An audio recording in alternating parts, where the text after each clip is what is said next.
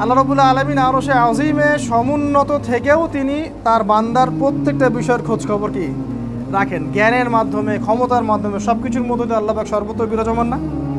এখানে আল্লাহ পাকের ক্ষমতা নাই? আমরা যে দাঁড়িয়ে আছি, বসে আছি, ক্ষমতা নাই? আছে। আল্লাহ পাক এখন আমাদেরকে দেখছেন না? আল্লাহ পাক সর্বদ্রষ্টা, সর্বক্ষমতার অধিকারী সব জায়গাতেই। কিন্তু এর মানে কি এই যে আল্লাহ পাক এখানে দাঁড়িয়ে আছেন, বসে আছেন? তাহলে এই ব্যাখ্যাটাই তো, তর্কটাই তো মানে অবান্তর একটা তর্কটাই তো অবান্তর। ঠিক একইভাবে দেখুন, রাসূল সাল্লাল্লাহু আলাইহি ওয়াসাল্লাম কিসের তৈরি এটা নিয়ে আমরা তর্ক করি, মাটির নাকি নূরের, ইত্যাদি ইত্যাদি। এখন রাসূল সাল্লাল্লাহু আলাইহি ওয়াসাল্লাম কি জাহিলিয়াতের অন্ধকার দূর করে দেন নাই? তাহলে তিনি আলোর কাজ করেন নাই?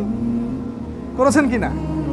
আর আল্লাহ রাব্বুল আলামিন তাকে কোরআনে বলছেন যে তিনি একজন বাশার। বাশার মানে মানুষ। এই তো আমরা তর্ক করি এগুলো নিয়ে, কিন্তু আকীদার যে কিতাবগুলো, এই কিতাবগুলোর মধ্যে কিন্তু এরকম তর্কের আলাদা কোনো টাইটেল দেওয়া নাই যে অধ্যায় তিনি কিসের তৈরি, এরকম নাই। যেমন আছে ফেরেশতারা নূরের তৈরি, অধ্যায় আছে, কিন্তু এখানে এরকম কোনো অধ্যায় নাই। কি আছে? মুহাম্মদ সাল্লাল্লাহু আলাইহি ওয়াসাল্লাম আল্লাহর নির্বাচিত বান্দা, এভাবে টাইটেল দেওয়া আছে, আল্লাহ পাকের নির্বাচিত বান্দা এবং মনোনীত নবী। মনোনীত নবী আছে সন্তোষ ভাজন রাসূল, সন্তোষ ভাজন রাসূল, এভাবে টাইটেল দেওয়া আছে। এবং তিনি শুধু মানুষের নবী নন, তিনি জিন জাতিরও নবী এবং পুরো মাখলুকের নবী। সুবহানাল্লাহ। গাছ সেজদা করেছিল না নবী সাল্লাল্লাহু আলাইহি ওয়াসাল্লামকে? তিনি পুরো মাখলুকের নবী। এগুলো নবী সম্পর্কে আকীদা কিতাবে কথা আছে।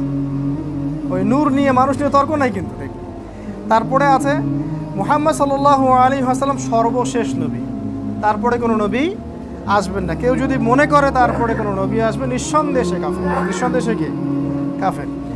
এবং তিনি সমস্ত রাসূলগণের সাইয়্যিদ, সমস্ত রাসূলগণের কি সাইয়্যিদ মানে নেতা, এবং প্রতিপালক। প্রতিপালক মানে আল্লাহ রাব্বুল আলামিনের হাবিব, আল্লাহ পাকের হাবিব মানে কি বন্ধু। আচ্ছা, এরপরে নবী সাল্লাল্লাহু আলাইহি ওয়াসাল্লাম সমস্ত মাখলুকের জন্যে হেদায়েত এবং জ্যোতি, হেদায়েত এবং জ্যোতি, এইখানে নূর শব্দ আনা আছে। তিনি সমস্ত মাখলুকের জন্য কি হেদায়েত, নূর এবং জ্যোতি। তাহলে তর্কটা এইটা না যে মানে মেড বাই হোয়াট, এটা তর্ক না। নবী সাল্লাল্লাহু আলাইহি ওয়াসাল্লাম পুরো কায়নাতের জন্য কি আলো, জ্যোতি, হেদায়েত, অন্ধকার দূরীকরণের মাধ্যম। কারণ তার কাছেই তো কোরআন নাজিল হয়েছে। তিনি তো আলো নিয়ে চলেছেন সমাজের মধ্যে। আমরা আসলে কুতর্ক লিপ্ত হই বেশি। এখন আবার কিছু মানুষ নিজের মন গড়া কিছু ব্যাখ্যা করা শুরু করে। যেমন নবী সাল্লাল্লাহু আলাইহি ওয়াসাল্লাম যে মেসওয়াক করতেন, একজন ব্যাখ্যা করছে দেখলাম, একজন মানে অনলাইনে আসে, চোখের সামনে পড়ে মাঝে মাঝে, তো দেখি আর কি। তিনি বলছেন দেখলাম যে তার মুখে নাকি নাউযুবিল্লাহ দুর্গন্ধ ছিল। হাদিসে কিন্তু দুর্গন্ধ শব্দ নাই। হাদিসে আছে জিবরাইল আলাইহিস সালাম এসে তাকে বলছেন যে আপনি মিসওয়াক করুন, আপনি মিসওয়াক করুন। এটাতে কি বোঝানো হচ্ছে? মিসওয়াকের তাগাদা দেওয়া হচ্ছে। মিসওয়াকের তাগাদা মানে এটা একটা গুরুত্বপূর্ণ কাজ, এটার অনেক ফজিলত, আপনার উম্মতকে মিসওয়াকের জন্য আপনি তাগাদা দিন। এখন আমি নিজের মতো করে বুঝে নিলাম যে জিবরাইল আলাইহিস সালাম তাকে এই জন্য তাগাদা দিচ্ছেন যে তার মুখে গন্ধ, নাউযুবিল্লাহ। অথচ আল্লাহ রাসূল সাল্লাল্লাহু আলাইহি ওয়াসাল্লাম থুতু ফেললে সেই থুতু দিয়ে সুগন্ধ বের হতো। বিশ্বাস করছেন না? থুতু ফেললে মানুষ এটা গায়ে মাখা শুরু করতো। সুবহানাল্লাহ, এত এত চমৎকার ছিল তার থুতু। তার ঘাম, এই যে আমরা ঘাম ফেলে দেই, এই ঘাম দিয়ে সুগন্ধ বের হতো। মানুষ এগুলো ওই যে পাত্রে সংরক্ষণ করতো, এর মধ্যে অন্য অন্য পদার্থ মিশিয়ে আতর ব্যবহার করতো, এভাবে ইউজ করতো।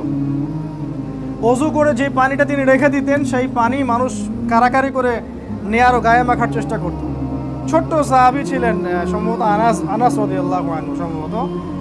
তো উনার মুখে একদিন রাসূল সাল্লাল্লাহু আলাইহি ওয়াসাল্লাম কুলি করে দিয়েছিলেন, এটা হাদিস আছে।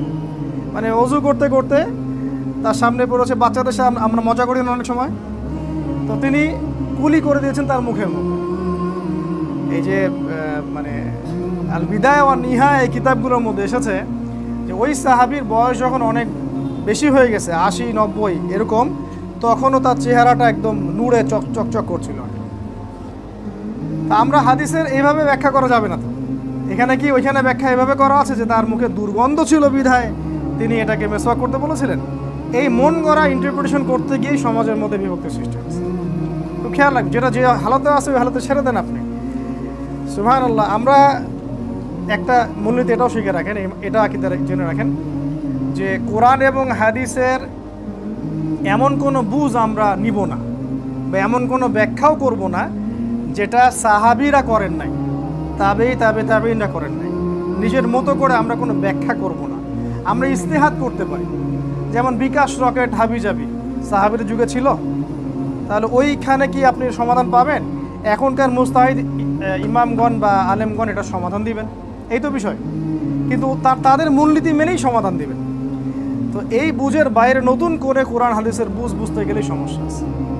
যেমন এই যে জুমার কয়াজান হতো উসমান রাদিয়াল্লাহু আনহুর সময়, বলেন দুটো হতো। তো একজনকে দেখলাম বলছে যে উসমান রাদিয়াল্লাহু আনহু কি বেদাত করেছেন তাহলে আপনার মতে?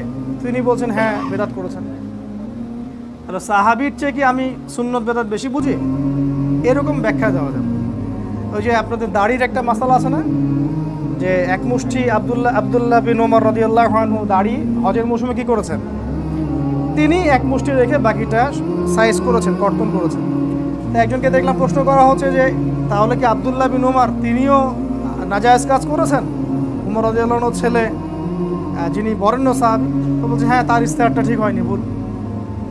এত বড় কথা বলে স্পর্ধা করাটাই তো একটা কুফরির পর্যায়ে চলে যায়।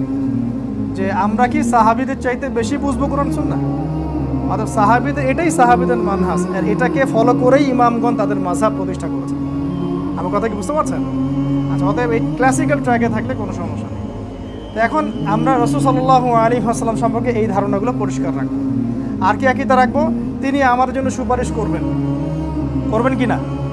তিনি আমাদের জন্য সুপারিশ উম্মতের কবিরা গুনাহগার ব্যক্তিদের জন্য আল্লাহ রাসূল সুপারিশ করবেন, এটা মাথায় রাখবেন। তবে বেদাতীদেরকে তিনি তাড়িয়ে দিবেন, এটা সহিহ বুখারী হাদিসে আসছে, সুহকান লিমান গায়রা বা'দি। আরও আমরা স্পষ্ট আকীদা রাখবো নবী সাল্লাল্লাহু আলাইহি ওয়াসাল্লাম সম্পর্কে, তিনি সশরীরে ইসরা মেরাজে গিয়েছেন, ঘুমে নয়, স্বপ্নযোগে নয়। কিভাবে গিয়েছেন? সশরীরে তিনি ইসরা মেরাজে গিয়েছেন এবং আল্লাহ পাক তাকে হাউজে কাউসার দান করেছেন। কি দান করেছেন?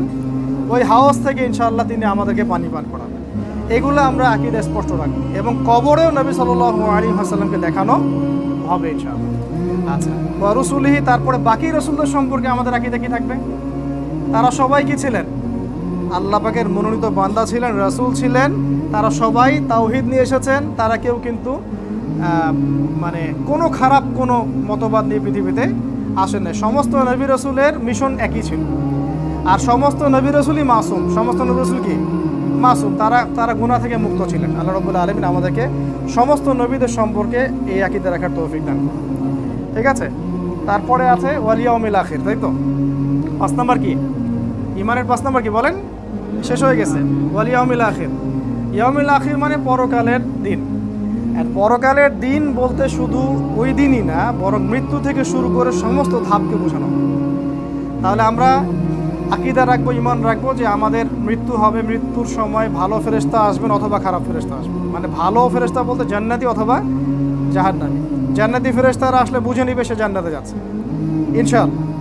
আর যদি জাহান্নামের ফেরেশতা রূহ নিতে আসে, বুঝে নিবে যে সে কোথায়, আল্লাহ মাফ করুক, এটা সম্ভাবনাই বেশি।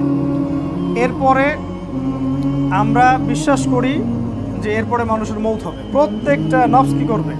মৃত্যুর স্বাদ গ্রহণ করবে। এরপরে কবর জগতে আমরা বিশ্বাস করব, এটা আমাদের আকীদা থাকবে। কবর জগৎ সত্য, এখানে সওয়াল জবাব সত্য, কবরের চাপ সত্য, এখানে মুনকার নাকির সওয়াল জবাব সত্য।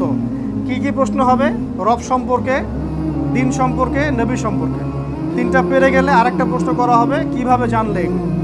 তখন সে ব্যক্তি বলবে আমি আল্লাহর কিতাব পড়ে জেনেছি। মাশাআল্লাহ, আর এই পড়াশোনার গুরুত্ব কত! আল্লাহ পাকের কিতাব পড়ে আমি জেনেছি। এরপরে কবর হবে হয় জান্নাতের বাগিচা অথবা জাহান্নামের গর্ত। আল্লাহ মাফ করুক আমাদেরকে। এরপরে এখানে সে শায়িত থাকবে বারজাখের জগতে, আল্লাহ পাক যতদিন চান। যখন সিংহায় ফুৎকার দেওয়া হবে, তখন মানুষকে আল্লাহ রাব্বুল আলামিন আবার জীবিত করবেন, উঠাবেন। মিজান হবে। মিজান মানে কি? দাঁড়িপাল্লা। মিজান হবে, পুলসিরাত হবে, কিয়ামতের মাঠে দাঁড়িয়ে থাকতে হবে। এরপর জাহান্নামকে নিকটবর্তী করা হবে, জাহান্নামকে পুলসিরাতের নিচে আনা হবে, আর জান্নাতকে নিকটবর্তী করা হবে। পুলসিরাত পার হয়ে মানুষ জান্নাতে যাবে। ওই সময় শাফাআত, সুপারিশ ইত্যাদি অন্যান্য ঘটনাগুলো ঘটবে। এগুলোর প্রতি আমাদের পূর্ণ একটা বিশ্বাস থাকতে হবে। অনেক মুসলিম এখন এগুলো বিশ্বাস করে না, কবরের জগৎকে বিশ্বাস করেন না, কবরের আযাবকে বিশ্বাস করেন, বলে যে কোরআনে তো এগুলো দলিল নেই। তো এই বিষয়গুলো আল্লাহ পাক আমাদের, এই ভ্রান্তিগুলো থেকে আল্লাহ পাক আমাদেরকে হেফাজত করুন। আর সবশেষ পয়েন্টটা হচ্ছে, পিলার হলো তাকদীর বা ভাগ্যে বিশ্বাস করুন। তাকদীর আল্লাহ পাক লিখেছেন কি না? কে লিখেছেন তাকদীর? আল্লাহ রাব্বুল আলামিন তাকদীর লিখেছেন, এবং তাকদীরের কিছু বিষয় পরিবর্তন করা যাবে না। আর কিছু কিছু বিষয় আছে যেগুলো আমল দিয়ে পরিবর্তন করা যায়। আমল বা দোয়া, ভালো কাজের মধ্য দিয়ে প্রশস্ততা হতে পারে। যেমন কোনো মানুষ যদি খুব বেশি পাপ কাজ করতে থাকে, তার রিজিক সংকুচিত হয়। আর যখন মানুষ পুণ্যের কাজ বেশি বেশি করতে থাকে, রিজিক আল্লাহ বাড়িয়ে দেন।